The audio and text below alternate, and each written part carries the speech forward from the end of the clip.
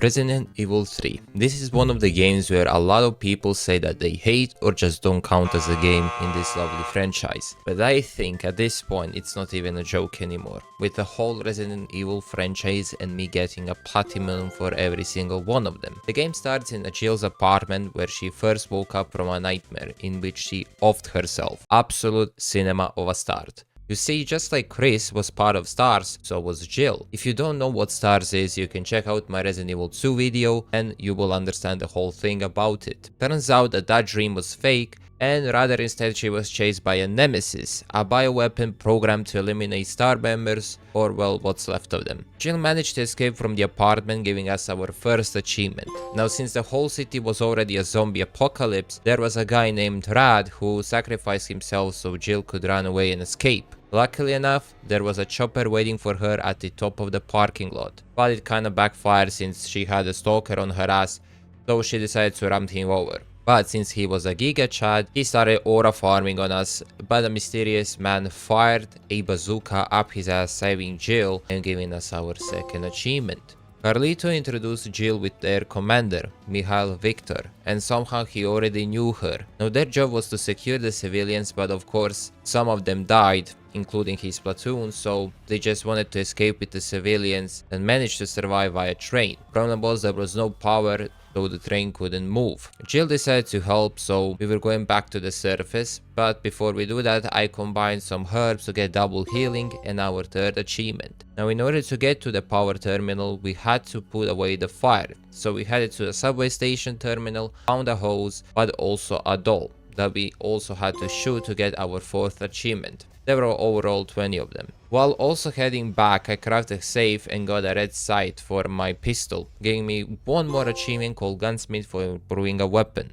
After putting fire out, Jill found bolt cutters and the game introduced us with a true villain of the story, Nikolai Ginovaev. Basically a guy who was a UBCS mercenary who wanted all of its people, including the Raccoon City, to get bombarded for money. As soon as we got to the power terminal, I found an inventory space upgrade, giving me yet another achievement but also more space. After also getting the lockpicks, I decided to roam around the town and just lockpick things I couldn't get access beforehand, and I found the last jewel inside of a clock tower, giving me a hip pouch but also an achievement. Lots of people would think, oh, this is going to be easy, you just flip the switch and kaboom, you have energy. Alright here, partner. You see, Jill had to go through a maze filled with spiders and activate 4 generators to escape and then flip the switch. Now I don't know what happened here, but I just panicked and got jump scared, but somehow I got the achievement called 2-for-1 deal, aka defeating 2 enemies with a single shot, while also heading to a subway office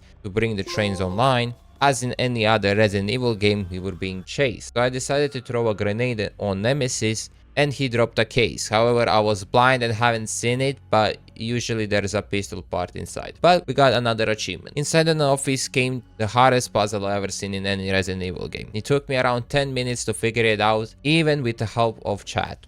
By the way, if you want to join, drop a follow, stream on Twitch and subscribe on YouTube for more videos and streams like this. After getting our ass back to Metro, Nemesis was chasing them, of course. Well, technically he was only chasing Jill, so she decided to sacrifice herself by running away from Carlito and the company and actually fight him on the top of the building. Small problem though. You see, this tyrant isn't like the one from RA2. It's like a guy on steroids and just overall 10 times more scarier, and actually took some transformer courses so he can get weapons on his arms. So he decided to pull up with a flamethrower. Thank you game for giving me tons of ammo this time though, because killing him wasn't a huge problem. The only problem was getting back down from collapsing building, but with some luck Jill got caught by an elevator and actually dropped on the floor, giving me 10th achievement and upcoming crippling depression, since this guy can now equip weapons on his arms apparently.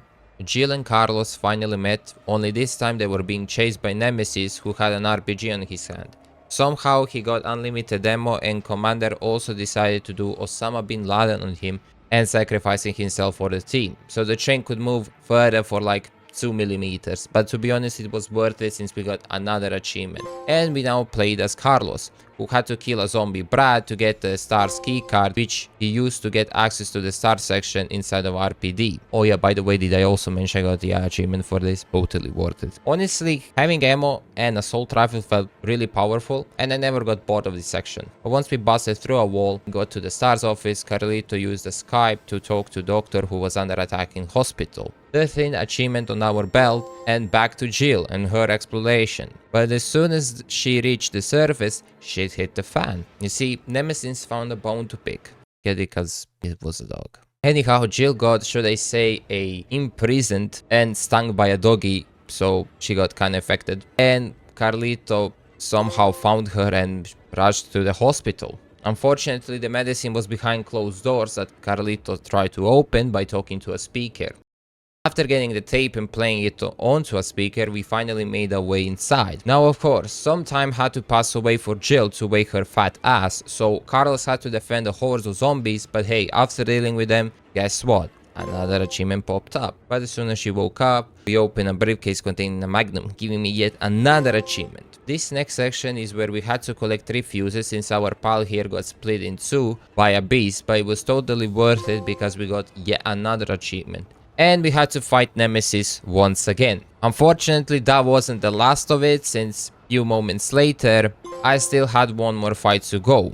Which thank god we got yet another achievement also for defeating him for the 3rd time. And also the achievement for completing the game on the standard difficulty. Now here comes the cleanup part, where we got all the saves, got all the fuses in 5 minutes or less, all Charlie dolls, reading all the files, complete the game with healing once or less, the minimalist challenge, completing game under 2 hours and getting achievement for completing it on hardcore, as well as the on nightmare, and the last 2 achievements, my footage got scrapped up. But we got 2 last achievements for completing the game on Inferno difficulty and Inferno S rank. So yeah, this game was overall fun, but a bit repetitive with the difficulties. Can't wait to see Jill and Carlito maybe in upcoming games. Also, the Batman and the 07 videos are coming up. It's just I've been busy with everything, so yeah. Anyways, take care and peace.